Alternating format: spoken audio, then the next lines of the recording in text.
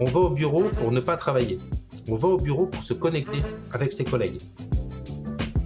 Avec la pandémie, l'organisation du travail a changé, avec un impact sur l'entreprise et dans la vie de chacun. Comment faciliter le télétravail, comment concilier, parfois même réconcilier, les attentes des collaborateurs et des employeurs? On en parle dans ce podcast. Bienvenue dans le QG numérique clé de l'avenir du télétravail, un podcast proposé par Management et Slack. Un entretien pour réfléchir aux mutations de l'organisation du travail.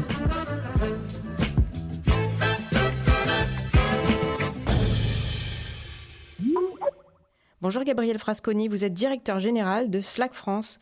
Bonjour, effectivement, bonjour à tous. Vous avez aussi créé le Futur Forum, un think tank pour aider les entreprises à repenser le travail dans ce nouvel environnement professionnel, centré sur le numérique. Alors, à quoi ressemble le monde du travail post-Covid ? Alors, le monde du travail post-Covid, on aime à parler chez nous d'hybridation et que le travail hybride devient la nouvelle norme. Alors, plus qu'une conviction, ce sont aussi des faits. Vous l'avez dit, le Futur Forum est une association qu'on a créée au tout début de la pandémie. Et le principe, ce think tank, en partenariat entre autres avec le BCG, où tous les trimestres, nous menons des sondages auprès de 10 000 employés dans le monde, dont un gros millier en France. Donc la France est plutôt bien représentée, et ce qui permet de prendre le pouls un peu du marché du travail. Alors, que nous disent ces données ? Ces données nous disent d'abord que 80% des employés souhaitent de la flexibilité dans leur travail, de la flexibilité de lieu et la flexibilité de temps. Et ça, c'est un élément important. D'ailleurs aussi, on voit que les employés qui n'ont pas de flexibilité dans leur travail sont 3 fois plus enclins à chercher un nouveau job. Et la proportion est encore plus importante chez les femmes et voire même dans les personnes issues des minorités. D'ailleurs, ce qui est intéressant aussi dans les chiffres que nous avons menés, notre tout dernier sondage est un peu le sondage, alors je dirais presque post-pandémie, où il y a eu un retour finalement au monde de demain. Et il y a un gros tiers des employés qui sont revenus en présentiel en 8/5. Le taux de stress sur ces employés est 3 fois supérieur aux employés qui bénéficient d'hybridation du travail. Et la proportion à démissionner est 5 fois plus supérieure. Donc on voit bien aujourd'hui que le travail hybride est la nouvelle norme et plus qu'une tendance et la volonté forte des employés. Et les employeurs doivent répondre à ces enjeux pour recruter et pour retenir les talents. Enfin, ce qu'on a vu aussi dans ces études, 2 éléments qui sont intéressants, ce qu'on appelle, ou ce que j'appelle moi, la grande distorsion. C'est la différence de perception entre les cadres et les non-cadres. Où les cadres, je crois, quasiment la moitié d'entre eux souhaitent un retour en présentiel, 8/5 tous les jours, alors que moins de 20% des employés souhaitent un retour full présentiel. Justement, quels sont les grands enjeux des entreprises pour s'adapter à cette organisation hybride ? Alors, il y a déjà un premier enjeu qui est ce qu'on appelle un petit peu de façon caricaturale la bataille des talents. Comment attirer et retenir finalement les meilleurs talents au sein des entreprises. Il y a un vrai enjeu parce qu'effectivement, les salariés souhaitent de la flexibilité, de lieu et de temps. Et comment est-ce qu'on répond à ces enjeux-là ? Une première réponse est à travers le recrutement. Et j'aime à dire qu'on doit tous aussi, dans ce nouveau monde, faire preuve d'humilité. Le livre « Le travail de demain pour les nuls » n'existe pas encore, ce qui veut dire qu'on est tous en train de redéfinir cette nouvelle norme. Et je vais prendre une anecdote sur le recrutement, une anecdote personnelle. Chez Slack, en France, on a multiplié les équipes par 4 depuis le mois d'octobre-novembre l'année dernière. Donc, en presque 6 mois, on a dû multiplier les équipes par 4. Donc, bien évidemment, on a fait énormément de recrutement. Et j'ai dû faire face à des questions qu'on m'avait jamais posées précédemment. Donc, c'est d'où ce côté humilité. Par exemple, j'ai une maman qui m'a dit, nous, le mercredi après-midi, désormais, j'emmène mes enfants à la piscine. Est-ce que ce sera toujours possible chez Slack, si je viens, de pouvoir continuer à concilier ma vie personnelle et ma vie professionnelle ? Également, le travail hybride gomme les inégalités. Et les inégalités, en particulier dans des populations commerciales. Lorsqu'on est en travail hybride, on a beaucoup plus aussi de travail qui est la conséquence, qui est le travail asynchrone. Dans mes équipes, j'ai une collaboratrice qui, de façon très transparente, dans un monde de travail full présentiel, aurait été en difficulté. Quelqu'un de plutôt timide, plutôt d'introverti, et qui, devant une assemblée, des fois à majorité masculine, ne prendrait pas la parole, se sentirait moins à l'aise, serait effacé et contribuerait beaucoup moins.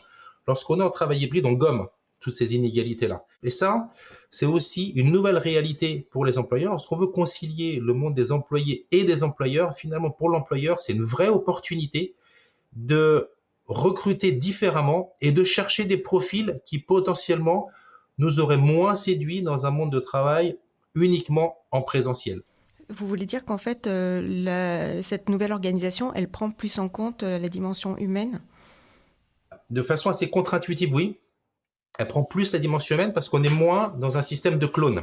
Parce qu'en fait, dans un monde de travail présentiel, on a tendance à recruter des clones où tout le monde doit se ressembler parce qu'on a une équipe physique qui doit faire en sorte que tout le monde se ressemble pour qu'ils puissent collaborer d'une façon la plus presque structurée possible.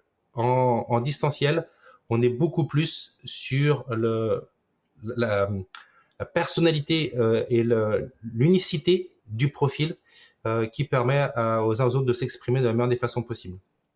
Et vous avez décidé avec Slack de devenir le QG numérique des entreprises. Qu'est-ce qu'un QG numérique et comment ça marche? Alors si on fait un flashback en mars 2020, on a l'enfer qui nous tombe dessus. On bascule tous en 24 heures en full télétravail. Et en fait, il se passe quoi? C'est qu'on reproduit les mêmes façons de travailler en présentiel, mais on les translate en distanciel. À titre d'exemple, je suis directeur général et directeur commercial. Et dans un monde de travail physique, lorsque j'ai une question particulière sur du recrutement, dans un outil RH, eh ben souvent j'étais au 5e, je descendais au 3e et j'allais voir les personnes de la RH, de la finance, pour me permettre d'avancer dans un processus métier pour répondre à une question. Lorsqu'on a basculé en télétravail, eh ben finalement on a reproduit les mêmes façons de travailler. Pour contacter les personnes d'RH, est-ce que tu peux me filer un coup de main? Ah, désolé, aujourd'hui, je suis full. Bah, potentiellement, dans 2 jours, je te donne un quart d'heure et on s'envoyait des liens visio. Et donc, en fait, ce qui était fait à la volée au bureau devenait beaucoup plus lent en distanciel. Il a fallu réinventer tout ça. Comment est-ce qu'on ne reproduit plus ces façons de travailler en présentiel qui peuvent être finalement agréables parce qu'on a ce côté humain qui permet aux uns aux autres de se voir et de gérer et de combler un trou dans un processus. Ma distance, il a fallu l'inventer. Nous, chez Slack aujourd'hui, par exemple, dans un cas de remise commerciale, lorsqu'il y a un commercial qui fait une demande de remise de 20% pour un client X, un process s'instancie dans Slack, le manager niveau 1 est notifié, il ou elle a le résumé de la demande, il fait l'approval dans Slack, ça passe au niveau 2, ça passe au niveau 3, ça implique la finance, ça implique le juridique.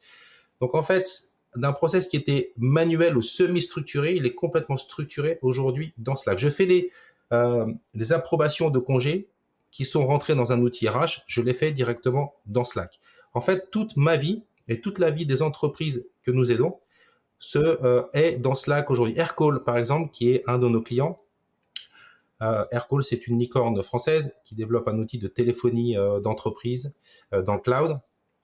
Et leurs clients, effectivement, utilisent leurs produits. Lorsqu'ils détectent sur leur réseau, potentiellement, il y a une défaillance sur l'utilisation de leurs produits, un bot Slack crée une alerte, informe les personnes compétentes dans l'entreprise pour pouvoir tout de suite, j'ai informé proactivement le client, attention monsieur, madame le client, potentiellement, on a détecté un problème, voici ce qu'il faut résoudre. Précédemment, ça leur prenait beaucoup de temps parce que des fois, c'était le client même qui les appelait pour leur dire j'ai eu un problème. Il fallait fédérer un certain nombre d'entreprises. Là, tout de suite, les différentes personnes adéquates pour répondre au problème sont notifiées directement dans ça. Cityscoot, qui est un de nos clients, lorsqu'ils ont des problématiques sur l'utilisation de leur scooter, ça crée des alertes directement dans Slack.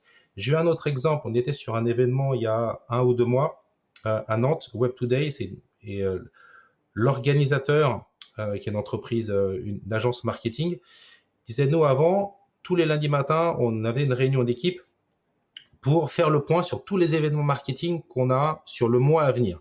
Combien d'inscrits, quel chiffre d'affaires on a enregistré aujourd'hui, etc. Et tout ça, il y avait 4-5 intervenants qui présentaient leurs chiffres, et les compilaient ça dans un fichier Excel, et ça prenait du temps.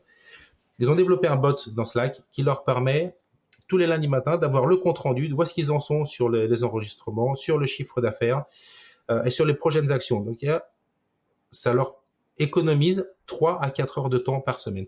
Le QG numérique, c'est à tout ça. C'est comment est-ce qu'on travaille sur l'employé augmenté, comment est-ce qu'on simplifie les processus de l'entreprise, comment est-ce qu'on transitionne du monde analogique, qui est le monde du travail présentiel, vers un monde du travail digital, sur la façon de collaborer entre les entreprises.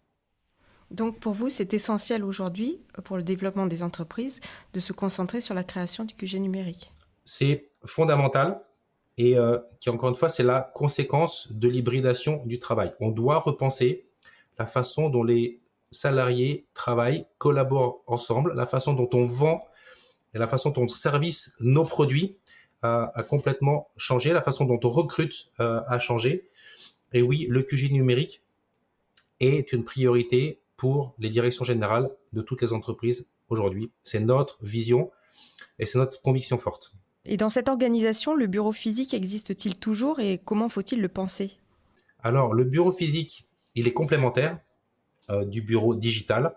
Je prends l'exemple de Criteo, qui est un de nos clients. Suite à la pandémie, Béatrice Mabi, qui est la directrice de l'IT chez Criteo, dit-moi, déjà, j'ai une grande partie de mes équipes qui a déménagé. Donc, il a fallu aussi réinventer la façon dont on travaille ensemble. Et également, on allait précédemment au bureau comme étant un lieu aussi de convivialité où tout se passait. C'était vraiment le centre névralgique. Mais aujourd'hui, on doit réinventer cette approche au bureau. Les équipes ont déménagé, le travail hybride est rentré dans les mœurs et en même temps, les employés veulent garder un lien social entre eux, veulent garder une certaine camaraderie, veulent aussi avoir des discussions à la volée. Et moi, je prends souvent cet exemple, et c'est elle qui l'a dit, et je le redis aussi parce que je l'applique aussi à moi-même. On va au bureau pour ne pas travailler. On va au bureau pour se connecter avec ses collègues. On va au bureau pour rencontrer des personnes avec qui, potentiellement tous les jours, j'ai moins d'interactions, mais qui, d'une façon ou d'une autre, sont utiles à mon travail.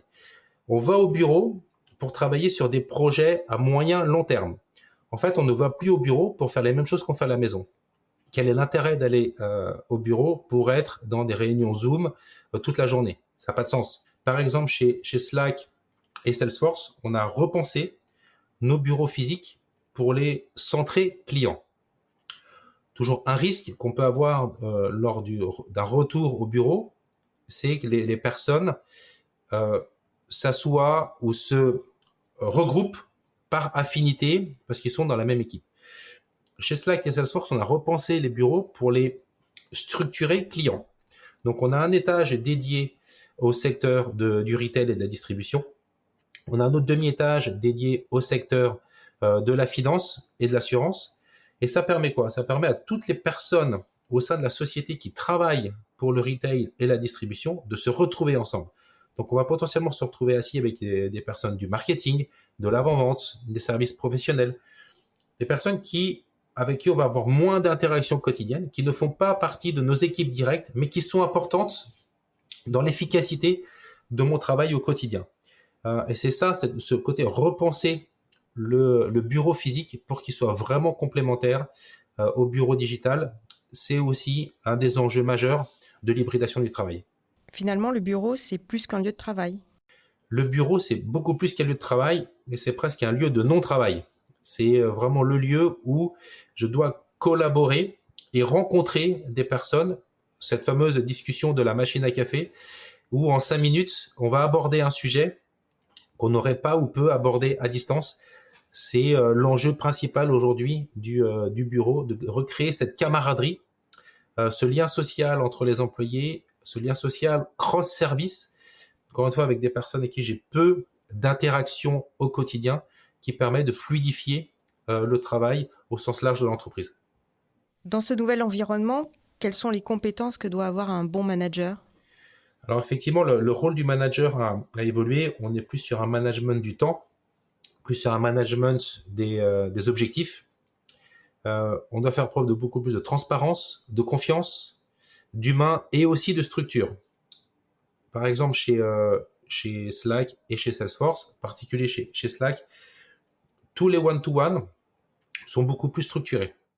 On instaure une culture du feedback bidirectionnel. Donc, tous les one-to-one ont un feedback qui est important. On donne du feedback et on reçoit du feedback. Et c'est pas tous les 6 mois ou lorsqu'on fait la revue de performance des salariés. Non, on doit le faire de façon quasiment hebdomadaire. Donner de la transparence sur ce que l'on fait en tant que manager et transparence, encore une fois, sur le travail réalisé de la part des employés. Je prends l'exemple de Blablacar, ils sont passés du management du temps au management par OKR, Objective Key Results. Donc, peu importe les moyens utilisés, bien évidemment, dans le respect des valeurs et de la culture d'entreprise, les salariés sont mesurés uniquement sur l'atteinte des OKR. Et ça passe par un management plus structuré, parce qu'effectivement, on doit documenter ce qu'on dit, ce qu'on va faire d'une semaine sur l'autre. On est moins sur un management oral, mais beaucoup plus sur un management aussi par l'écrit.